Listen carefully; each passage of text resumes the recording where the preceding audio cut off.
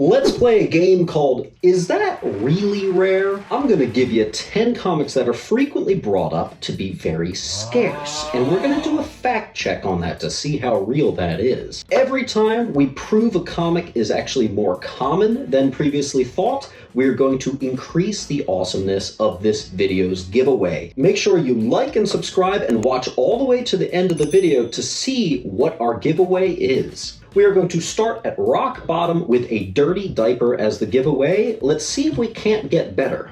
I'm starting the list off with the most famous one, the most immediately recognizable, and the most commonly misunderstood book, the Blue Galactus variant of Secret Wars #1. This thing is extremely common. It is less common than regular copies, but it is so common that it shouldn't really even add any value. For many issues, no magenta plates had been used, and instead magentas printed on another set of yellow plates, hence why all the yellow areas are red and all pure magenta areas have no color at all, so they just come out as white. It's just a very mass-printed issue snafu. Not rare, very common. Let's go ahead and elevate our giveaway from a dirty diaper to a shiny rock. Let's keep going. World Tree. This is the comic book that made me do this video. I popped on Whatnot for the first time in so many months, and I saw a guy trying to charge up for the original World Tree issues. He was specifically selling cover A, but many of the covers were affected. Pretty much all the covers that came out were very dark. You couldn't really tell what was going on the cover. But pretty much anyone who pre-ordered it or got the first copies had this version. It's not rare, not by any means. I would venture to say it's more common to get the darker version than the other versions. Don't get swindled by someone saying the recalled copy of the World Trees. It's not that valuable, fam.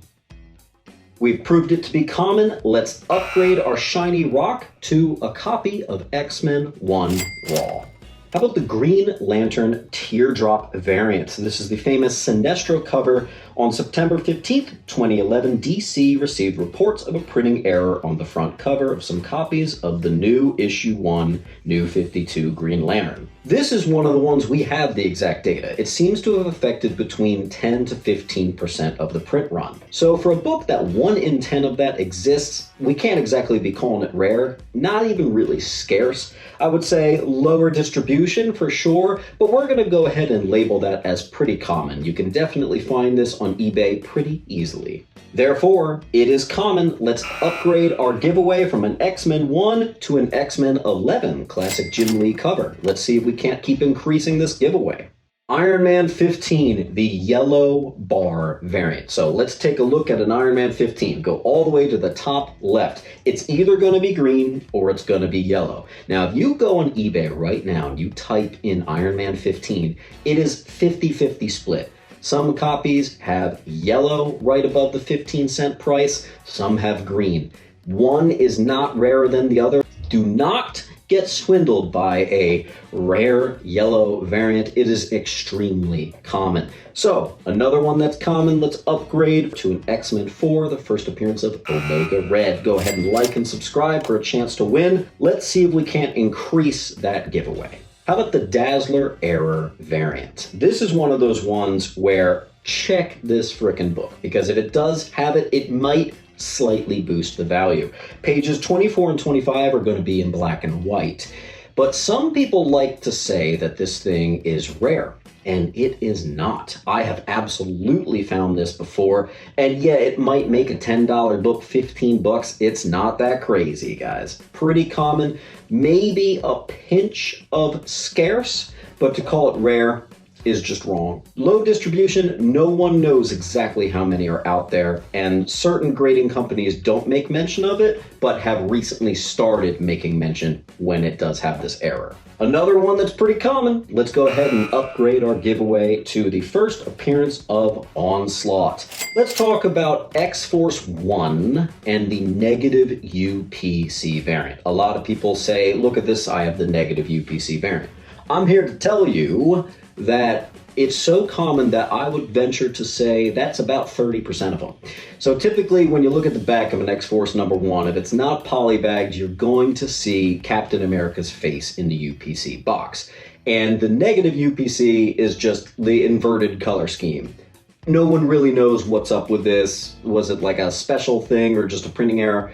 Who knows, who cares? It's so common that it really shouldn't add any value. The peak copy of an X-Force 1 is like a Deadpool card and UPC negative, but even then, it's so common. I used to charge like an extra $1, but I don't even do that anymore. Quite common. Let's take our X-Men 53 and let's upgrade to an X-Men 268 iconic cover. All right, let's go and talk about a little nudity. We're actually not talking about Batman Damned, we're talking about Spider-Man Reign #1. This is when you can see a nude elderly Peter Parker sitting at the side of his bed.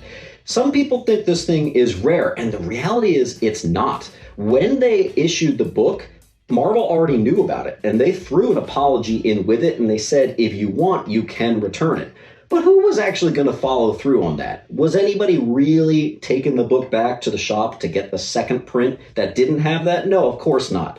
So in reality, this first print is just about as common as the later printings, and a lot of people still have those copies. So this one may be one of the most commons on this list. Not rare by any means. And so we're going to upgrade our giveaway to an X-Men 212. Let's go to DC with the classic all-star Batman and Robin #10. Some of you might know about this one. This one's kind of funny to me. This is a bunch of swear words in this book were not edited out perfectly. You can actually see through the black bars in the comics on these recalled versions. Oh, I can totally read that word very easily. They caught it pretty quick, so this one is lower distribution for sure. It's not a 50-50 on this. It is harder to find this recalled version than the regular issues of #10. Still, if you have a #10, open it up, see if you've got it. That being said, low distribution does not equal rare.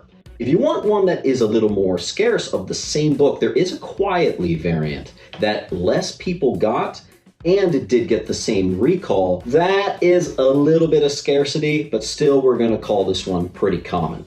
Let's upgrade our giveaway to the first appearance of Jubilee near mint. Just a couple more to go. Let's see if our giveaway is capped off or if we're going to do any better for you guys. Second to last is most DC Universe variants. These comics were sold primarily in Toys R Us packs, but also sometimes Kmart and a couple other store types of packs. So it is the only way you got them is through those packs.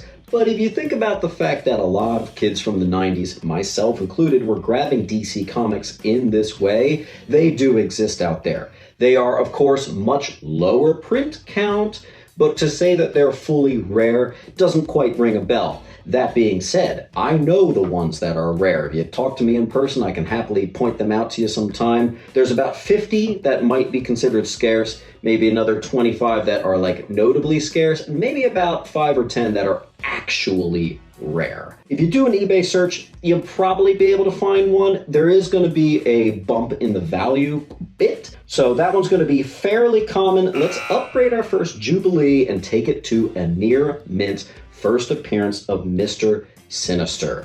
Can we do better than that? We'll see with our last entry. We have Wolverine 131, the recalled racial slur issue. I actually really don't like the cover of that book, but that's beside the point. This issue has a racial slur. It was supposed to say killer, and it actually says K-I-K-E. Whoops. They caught it fairly quickly though, and they re-released it out there. That being said, you're wondering, is it actually rare? A lot of people market it as such. Not exactly. Just like many of the other ones on this list, it is lower print run. They caught it fairly early, but it's not rare. And how you know, even without opening the book, you will always know if it really is the true first print. At the very bottom of the UPC code, you're going to see it end with a 1. If it ends with a 2, it's the later printing that's been fixed. You want it to see that end with a 1. I once got a collection in of Wolverines. It's basically a $1 book unless it's this racial slur issue, and I basically looked from the cover and I saw the ones that all ended with the 1s, and they sold for a little bit higher. There is a slight premium to it because it's obviously more interesting than the corrected version, but you can get them pretty easily. Hop on eBay right now, you'll find it no problem. And so, we are upgrading our X-Men 221, first appearance of Mr. Sinister. Every book on this list, of course, was deemed to be common. We are now giving away a near mint to mint copy of X-Men 141 Raw, Days of Future Past, one of my favorite X-Men books of all time. So thank you to all who have stayed to the end of the video, who have liked and subscribed.